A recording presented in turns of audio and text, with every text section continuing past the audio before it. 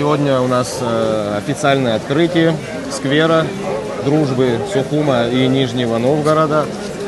Так решили его назвать, пообщавшись с жителями, со старейшинами, с молодыми.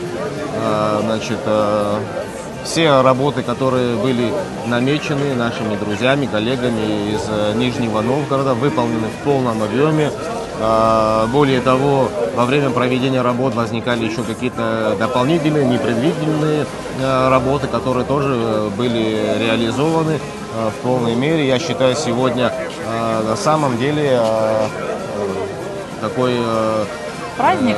Да, такой праздник не только для жителей нового района, но и для всех жителей Сухума. Еще одна хорошая локация для наших людей появилась у нас в городе. Мы будем создавать дирекцию этого парка. Это будут штатные сотрудники парка. В бюджет 2026 года мы сейчас уже просчитываем сумму, которая должна быть заложена. Здесь будут ответственные люди, которые ежедневно будут здесь находиться, значит, обслуживать те зоны, о которых вы сказали. Сплоченная команда с командой Тимура Михайловича получили этот результат, это прекрасное пространство, где сегодня, сами видите, отдыхают не только дети, но и их родители, взрослые, старейшины наши.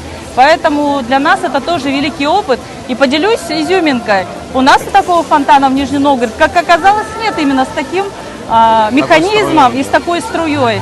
И вчера, когда мы только запускали, мы думали, да, поделимся, а теперь у вас есть даже что-то лучше, чем у нас. И хочу пожелать, что действительно хороший вопрос, как сохранить то, что создали. Я считаю, что это не только совместными усилиями администрации города, но и, конечно же, жителей, потому что это их дом.